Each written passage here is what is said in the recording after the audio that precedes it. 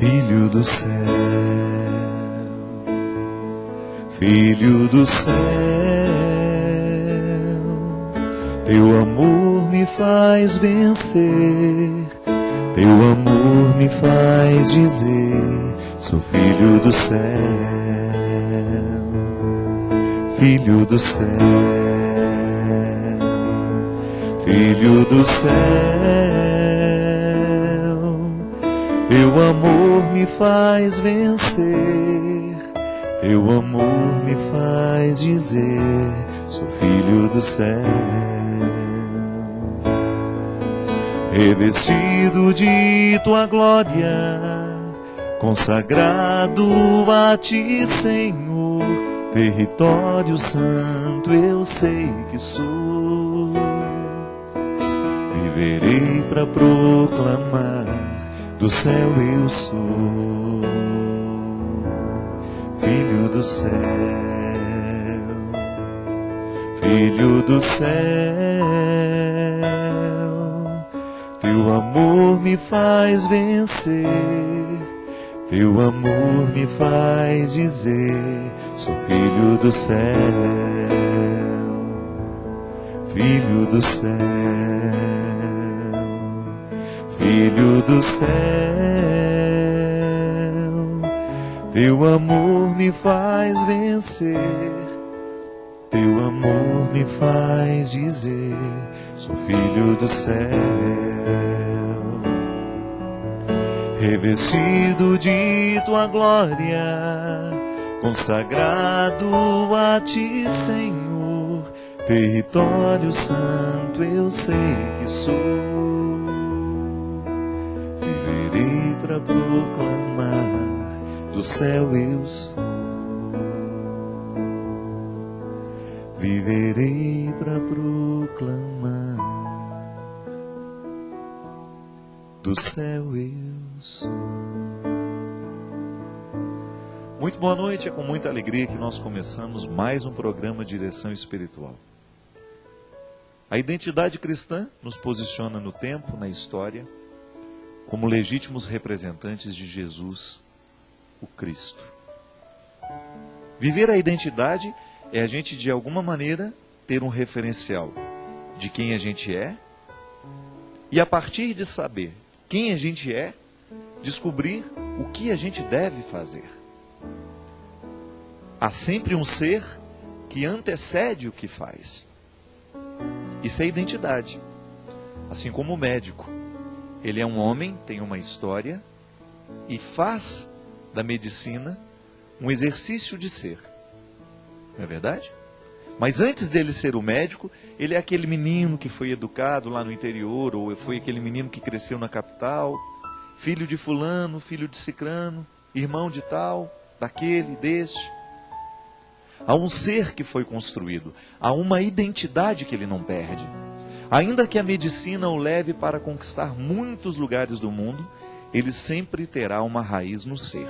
Ele é. E é isso que o identifica. Na verdade, quando nós entramos no consultório de um médico, de um advogado, de um profissional, aquilo que vai lhe atrair nele não é só o que ele faz com a profissão dele. Não é o tanto que ele sabe, não é o tanto que ele conhece da lei ou da medicina, mas é aquilo que ele é como pessoa. Porque aquilo que é faz a diferença no momento que ele faz. Isso é uma questão filosófica, mas muito simples de compreender. Você sabe fazer muitas coisas, mas sabe também, a partir dessa reflexão, que aquilo que você faz está totalmente tocado por aquilo que você é. O artista vive muito isso o tempo todo. Talvez por isso o artista seja tão conflituado, porque o artista se mistura muito no que faz. E as pessoas que têm uma sensibilidade artística sofrem muito com essa mistura do que é, do que faz. Por isso é um conflito muito grande para ser administrado. A sensibilidade muito aguçada lhe projeta o tempo todo naquilo que faz. Então, ele é sempre muito apaixonado. E o artista não é só aquele que produz arte, mas é todo aquele que tem também a habilidade de admirar o que foi feito.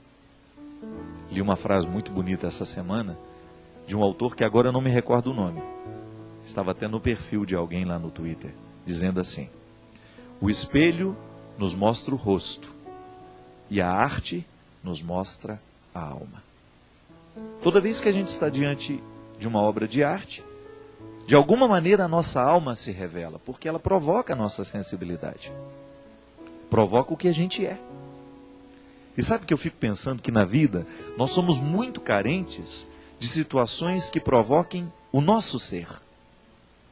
Porque às vezes a gente faz tanto, a gente trabalha tanto, nós caímos numa vida de tantas atividades que a gente corre o risco de viver sem conhecer o que a gente é. Porque muitas vezes a vida prática estimula o nosso fazer e não o nosso ser.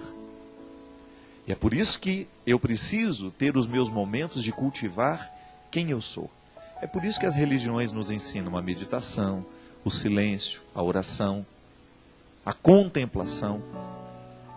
Aí se você sai do campo da religião, você entra no campo da arte, por exemplo. Você vai a um espetáculo, você vai assistir uma ópera, você vai assistir um teatro, um show musical. Tudo aquilo está lhe proporcionando um esquecimento do que você faz e uma recordação daquilo que você é.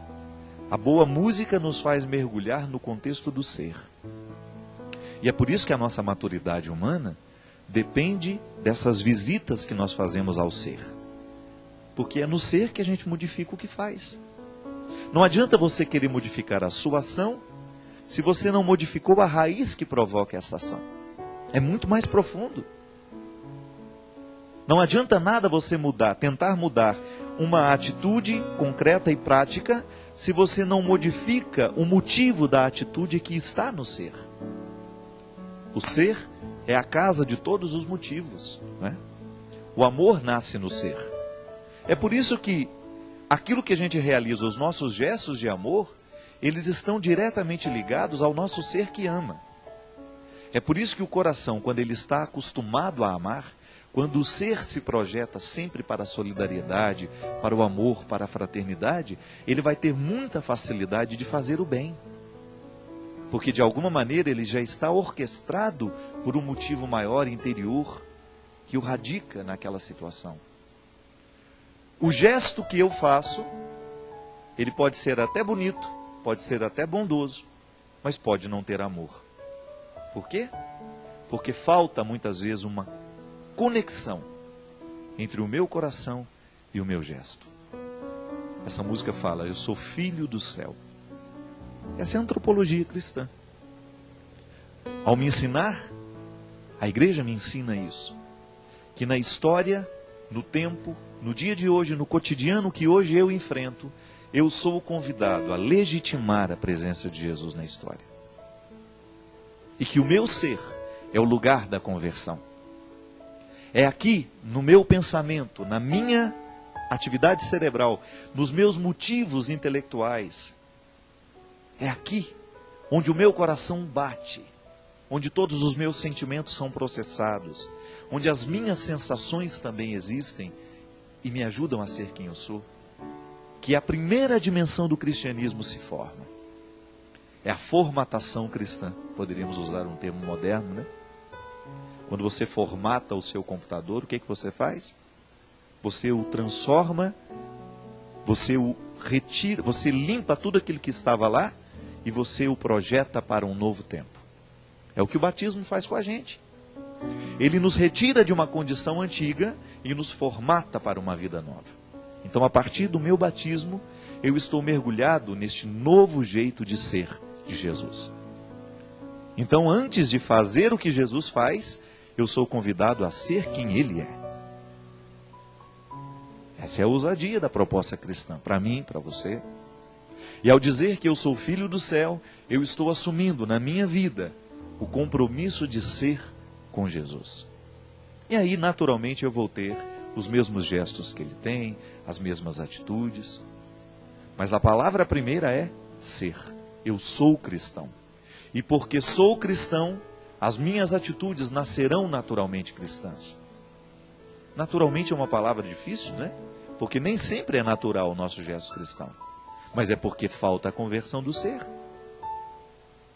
Quando eu asseguro que o meu ser está mergulhado num processo de transformação, de conversão, se eu estou vivendo a dinâmica desse batismo, é natural que eu ame, é natural que eu queira o bem, é natural que eu não semeie discórdias, é natural que eu saiba controlar as minhas vaidades, é natural que eu saiba controlar os meus orgulhos, é natural que eu não queira mentir, porque o ser está conectado em Jesus e sabe muito bem que viver a dinâmica de Jesus é justamente negar tudo isso, é não querer isso como parte, é não querer fazer parte dessas misérias todas, não é? Aí você então de alguma maneira controla a sua dimensão adâmica que não morre, que está aí dentro de mim, que está dentro de você. Mas ao assumir este compromisso de não perder de vista o ser que você precisa, viver e experimentar o tempo todo e mergulhar, quando olhamos para Jesus, nós descobrimos quem nós devemos ser, como devemos pensar. Já falei aqui tantas vezes que o apóstolo Paulo compreendeu, porque Paulo era um homem muito culto. Ele não conheceu pessoalmente Jesus, conheceu Jesus de outra forma. Já começa por aí. Ele não teve a mesma convivência que os outros discípulos tiveram. Aliás, esse foi um dos grandes conflitos entre Pedro e Paulo. Mas como Paulo era um homem de ciências, já era um homem muito culto, de muitos conhecimentos, Paulo era um homem profundamente conhecedor da cultura do seu tempo, era um homem apaixonado pela filosofia. Então ele faz a reflexão do cristianismo a partir de toda aquela carga cultural que ele tinha. Por isso as epístolas atribuídas a Paulo são de uma profundidade maravilhosa. E aliás, toda a teologia cristã esbarra o tempo todo nos conceitos paulinos, que foi ele quem deu, de alguma maneira, esse revestimento intelectual para o pensamento simples de Jesus, para as atitudes concretas de Jesus. O que os discípulos tinham dificuldade de fazer, Paulo, com sua capacidade de raciocinar, de ir além, de interpretar, ajudou a compreender o ser de Jesus para ensiná-lo às comunidades, para que aquelas comunidades tivessem atitudes que pudessem expressar o ser de Jesus. Só que aí Paulo dizia, para que a gente tenha atitudes de Jesus, nós precisamos ser como ele. Aí o que ele fala? Que nós precisamos primeiro transformar a nossa mentalidade. É o que na filosofia a gente chama de metanoia. Você já me ouviu falar sobre isso? Metanoia é a mudança de mentalidade. Se gira para a direita, faremos girar para a esquerda. Pode observar. Muitas vezes nós não mudamos a atitude é porque a gente não muda o jeito de pensar. É interessante como isso se dá muito na realidade quando eu tenho dificuldade de conviver com alguém. Se não muda o jeito como eu interpreto o outro, não vai mudar o meu jeito de tratá-lo. Eu esbarro nisso o tempo todo, minha gente. Você sabe muito bem, me acompanha, sabe o tanto que eu sou público, a minha vida me expõe o tempo todo. E eu preciso ter muita segurança no ser, para eu dar conta de fazer o que eu faço. E de vez em quando esbarra pela minha vida, através de uma carta, através de um e-mail, pessoas que não entendem o meu ser padre. É natural. Só que, no momento em que eu não sou interpretado do jeito como eu preciso ser, eu tenho todo o direito de estabelecer aquele limite. Por quê? O outro não está me interpretando do jeito certo. Não sou um objeto de consumo. Mesmo como padre, ainda que eu tenha que doar a minha vida, eu não sou um objeto de consumo. Você não é um objeto de consumo. E muitas vezes as pessoas se aproximam de nós com um desejo tão ganancioso de serem as nossas administradoras, né? Por quê? Está te interpretando errado. Muitos casamentos dão errado por causa disso. Porque o marido interpreta a mulher como um bem de consumo. Não interpreta ela como um ser humano que tem vontades, que tem desejos, que tem sonhos. Então a atitude, muitas vezes, que cerceia, que agride, só vai ser modificada no momento em que o marido olhar para a mulher e interpretá-la de um novo jeito. Aí há liberdade. E na liberdade nós podemos ser irmãos, podemos ser amigos, podemos ser felizes, porque ninguém está impedido de ser. Talvez você esteja pensando aí, é verdade. Em muitos momentos da sua vida você foi infeliz porque alguém negou o que você era. Não lhe deu a oportunidade de ser quem você era. Aí, minha amiga, é um desastre. Quando nós não somos interpretados de um jeito certo, quando o outro olha para nós, do mesmo jeito como ele olha para uma parede, ou para um quadro na parede, ou ele olha para nós como se fosse um objeto de decoração na vida dele, você corre o risco de estar sendo objetificado. Perdeu a identidade. Deixou de ser. Entrou na dimensão do fazer da maneira mais cruel que um ser humano pode entrar. E é por isso que eu digo, nas minhas palavras, nas minhas pregações, nas minhas músicas, eu sempre fiz questão de trazer as questões humanas. Porque é refletindo a nossa humanidade que a gente vai se aproximar da santidade que nós tanto precisamos viver. Não há um outro jeito. Eu não sei, eu não posso ficar santo se eu não tocar nas minhas questões humanas, se eu não aprimorá-las. E modificar essas estruturas. Porque em algum momento você pode descobrir, você de repente, através desse programa, através de uma leitura que você faz, através de uma palavra, você de repente descobre que você está vivendo a condição de objeto. E que na condição de objeto, nenhuma felicidade pode ser possível à vida humana. E que nós não temos o direito de objetificar ninguém, nem tampouco aceitar ser o objeto do outro. É a vida. E é tão bonito quando nós descobrimos uns com os outros, né? Nossa, desculpa, eu estou te objetificando. Eu não estou deixando o seu ser livre. Eu não estou permitindo que você seja você. E o amor nasce disso, dessa capacidade de respeitar esses limites e de compreender que o outro está em processo de transformação, não naquilo que eu quero, mas naquilo que Deus quer para ele. E nisso consiste o amor humano, em acelerar o desejo de Deus na vida daquela pessoa. Para isso nós nos amamos, não é? Eu, quando lhe quero bem, eu estou lhe proporcionando ser quem você é, e ao mesmo tempo ajudando a retirar os excessos que prejudicam o seu ser. A reflexão é boa, nós podemos passar o programa todo falando sobre isso. Mas eu gostaria de resumir tudo isso nessa frase, ou quem sabe em poucas palavras. Você é um território sagrado. Dizer que você é um filho do céu, mesmo que você já tenha errado muito na vida, mesmo que você já tenha fracassado muito, não importa. Hoje é dia de recordar que você é um território santo. E ao reconhecer que é um território santo, você tem o direito de desfazer todos os acampamentos irregulares que porventura aconteceram na sua vida. Pessoas que chegaram, estruturas, mentalidades, coisas que de repente foram tomando conta de você e que lhe transformaram num objeto, num bem de consumo. E infelizmente você acostumou a viver assim, mas sabe muito bem, lá dentro, no fundo do coração, sabe que este incômodo precisa terminar, porque a sua realização é que está em jogo. E nós não temos o direito não, gente, de brincar com a nossa realização. Nós não sabemos quanto tempo a gente tem, não é verdade? Quanto tempo nos resta para a gente ser quem a gente é? Não vamos ficar perdendo tempo com o não ser, ou com realizar o sonho do outro, porque ele me imaginou assim, assim, assado. Não. A vida é urgente e nós precisamos viver com muita disposição a oportunidade de ser hoje, aqui, neste momento.